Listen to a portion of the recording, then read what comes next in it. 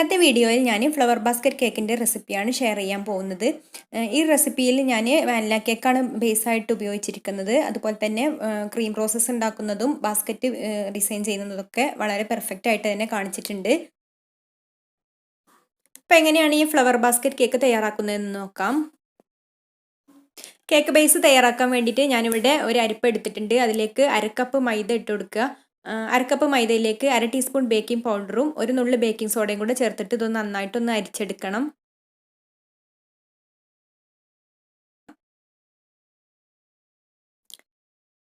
ഇതൊന്ന് അരിച്ചെടുത്തിട്ട് മാറ്റി വെക്കുക. ഈ ഒരു ബൗളിലേക്ക് 2 മുട്ട പൊട്ടിച്ചൊഴിക്കുക. മുട്ട റൂം ടെമ്പറേച്ചറിലായിരിക്കാൻ പ്രത്യേകം ശ്രദ്ധിക്കണം.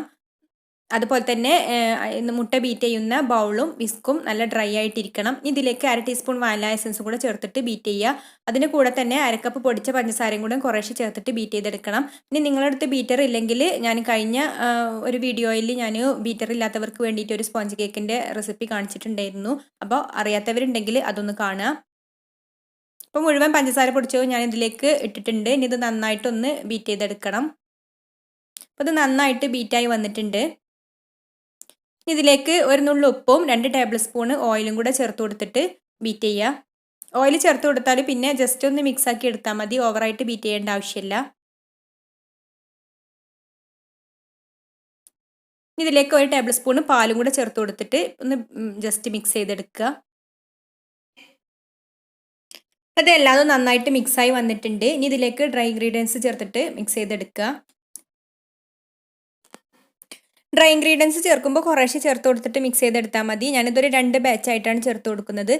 ഒരു പ്രാവശ്യം ചേർത്ത് കൊടുത്ത് മിക്സാക്കി എടുത്തതിന് ശേഷം ബാക്കിയുള്ളതും കൂടെ ചേർത്തിട്ട് ഫോൾഡ് ചെയ്ത് മിക്സ് ചെയ്തെടുക്കുക.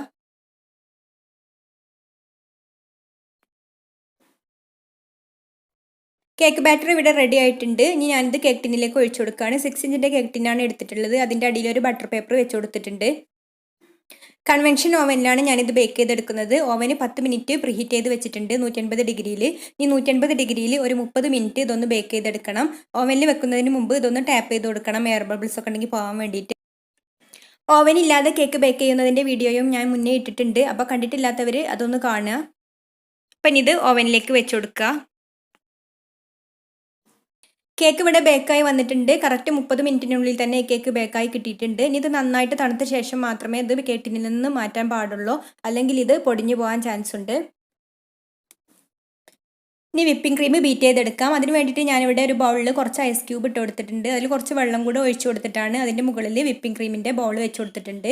ഇതിലേക്ക് 2 ടേബിൾ സ്പൂൺ ഐസിങ് ഷുഗറും കൂടെ ചേർത്ത് കൊടുത്തിട്ട് ബീറ്റ് ചെയ്യുക. ഈ ക്രീം ബീറ്റ് ചെയ്യുന്ന ബൗളും വിസ്കും ഞാൻ 1 മണിക്കൂർ ഫ്രിഡ്ജിൽ വെച്ച് നന്നായിട്ട് തണുപ്പിച്ചെടുത്തതാണ്. നല്ല ഹൈ സ്പീഡിൽ ഇട്ടിട്ട് തന്നെ ബീറ്റ് ചെയ്തെടുക്കണം. ഇതുപോലെ നല്ല സ്റ്റിഫ് പീക്സ് വരുന്നത് വരെ ബീറ്റ് ചെയ്തെടുക്കണം. ക്രീം നല്ല സ്റ്റിഫായാൽ മാത്രമേ നല്ല പെർഫെക്റ്റ് ആയിട്ടുള്ള റോസ് തയ്യാറാക്കി എടുക്കാൻ പറ്റുള്ളൂ.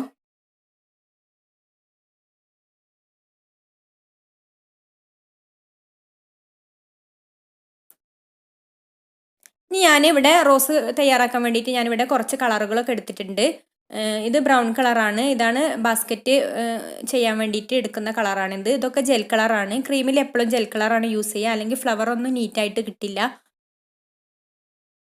ജെൽ കളർ യൂസ് ചെയ്യുമ്പോൾ ക്രീം ലൂസായി പോവില്ല. ലിക്വിഡ് കളറാണെങ്കിൽ ക്രീം ലൂസായി പോവും. അപ്പോൾ ശരിക്കും റോസൊന്നും വരച്ചെടുക്കാൻ പറ്റില്ല. അപ്പോൾ ക്രീമിൽ കളർ ചേർത്ത് കൊടുക്കുമ്പോൾ പ്രത്യേകം ശ്രദ്ധിക്കണം. കുറച്ച് ചേർത്ത് കൊടുത്തിട്ട് നന്നായിട്ടൊന്ന് മിക്സ് ചെയ്ത് നോക്കിയതിന് ശേഷം കളർ ഇനിയും വേണമെന്നുണ്ടെങ്കിൽ ചേർത്ത് കൊടുത്താൽ മതി. പിന്നെ ഓവറായിട്ട് കളർ ചേർത്ത് കൊടുക്കാതിരിക്കുന്നതാണ് നല്ലത്. ഈ കളർ കുറച്ച് കൂടിപ്പോയാൽ ചിലപ്പം ക്രീമിനൊരു കയ്പ്പ് രസം വരും. അപ്പോൾ അതൊക്കെ നോക്കിയിട്ട് ചേർത്ത് കൊടുക്കുക. ഇനി ഞാൻ ലീഫിന് വേണ്ടിയിട്ട് വേറൊരു ബോൾ എടുത്തിട്ടുണ്ട്. അതിലേക്ക് ഒരു ഡ്രോപ്പ് ഗ്രീൻ കളർ ചേർത്ത് കൊടുക്കുകയാണ്. ഇനി ഇത് മിക്സ് ചെയ്തിട്ട് ഫ്രിഡ്ജിലേക്ക് വെക്കുക. ഇങ്ങനെ ഞാൻ എല്ലാ കളറും മിക്സ് ചെയ്തിട്ട് ഫ്രിഡ്ജിലാണ് വെക്കുന്നത്. അടുത്തത് വേറൊരു ബൗളിൽ ഞാൻ ഇനി പിങ്ക് കളറും ഒന്ന് മിക്സ് ചെയ്തെടുക്കുകയാണ്. വളരെ കുറച്ച് യൂസ് ചെയ്താൽ മതി ജെൽ കളറാകുമ്പോൾ. ഇത് മിക്സ് ചെയ്തിട്ട് ഫ്രിഡ്ജിൽ വെക്കുക. അടുത്തത് ഞാൻ ബ്ലൂ കളർ എടുത്തിട്ടുണ്ട്. അതും ഒരു ഡ്രോപ്പ് ഊറ്റിച്ചിട്ട് ഇതൊന്ന് മിക്സ് ചെയ്തിട്ട് ഫ്രിഡ്ജിലേക്ക് മാറ്റാം.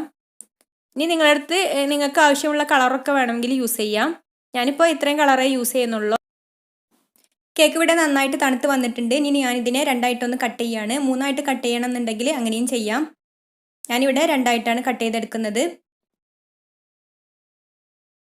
ഇനി കേക്ക് ഫ്രോസ്റ്റിംഗ് ചെയ്യാൻ വേണ്ടിയിട്ട് ഞാനിവിടെ ഒരു കേക്ക് ബോർഡിൽ നടുക്ക് കുറച്ച് ക്രീമാക്കി കൊടുത്തിട്ടുണ്ട്. ഇനി ഇതിൻ്റെ മുകളിൽ ഫസ്റ്റ് ലെയർ കേക്ക് വെച്ച് കൊടുക്കുക. ഇതിന് മുകളിലായിട്ട് ഷുഗർ സിറപ്പ് ഒഴിച്ചു കൊടുക്കുക. ഷുഗർ സിറപ്പ് അധികം ഒന്നും ചേർത്ത് കൊടുക്കണ്ട, കാരണം അത് നല്ല സോഫ്റ്റ് ആയിട്ടുള്ള കേക്ക് ആയതുകൊണ്ട് കൂടുതലായിട്ട് ഒഴിച്ചു കൊടുക്കാതിരിക്കുന്നതാണ് നല്ലത്.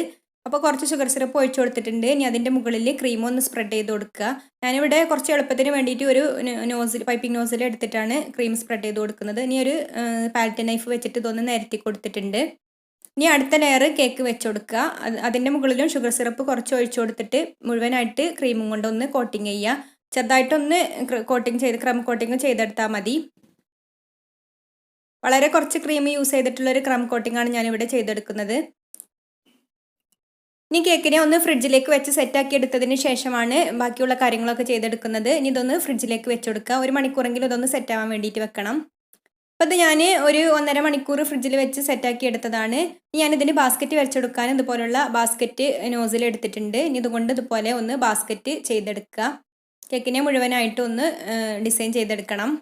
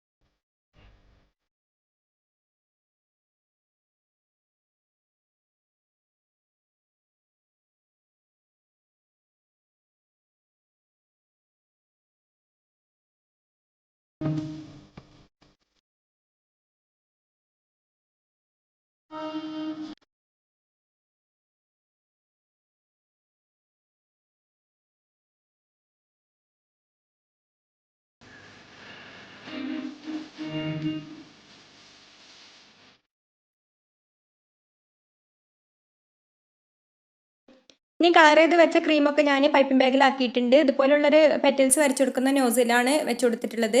ഇനി ഇത് നെയിലിൽ വെച്ചിട്ട് ഇത് ഫ്ലവർ വെച്ചെടുക്കുന്ന ഒരു നെയിലാണ്. അതുമ്മ വെച്ചിട്ടാണ് ഫ്ലവർ ഉണ്ടാക്കിയെടുക്കുന്നത്. ഇതുപോലെ വളരെ സിമ്പിളായിട്ട് തന്നെ ഫ്ലവർ ചെയ്തെടുക്കാവുന്നതാണ്.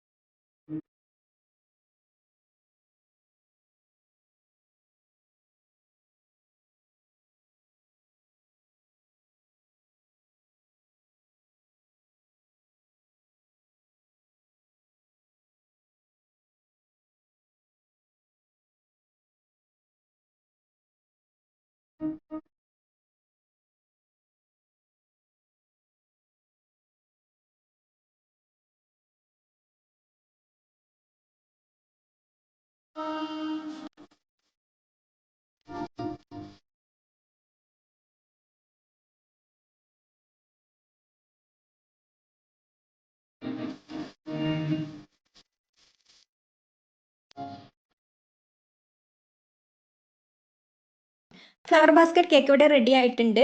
അപ്പോൾ ഈ കേക്കിൻ്റെ വീഡിയോ ഇഷ്ടമെങ്കിൽ ലൈക്ക് ചെയ്യുക, ഷെയർ ചെയ്യുക. അതുപോലെ തന്നെ നിങ്ങൾ ഇതുവരെ എൻ്റെ ചാനൽ സബ്സ്ക്രൈബ് ചെയ്തിട്ടില്ലെങ്കിൽ ഇപ്പോൾ തന്നെ താഴെയുള്ള റെഡ് സബ്സ്ക്രൈബ് ബട്ടണിൽ ക്ലിക്ക് ചെയ്തിട്ട് ഒന്ന് സബ്സ്ക്രൈബ് ചെയ്യുക. അപ്പോൾ ഇനി മറ്റൊരു വീഡിയോയുമായിട്ട് വീണ്ടും വരാം. Thanks for watching.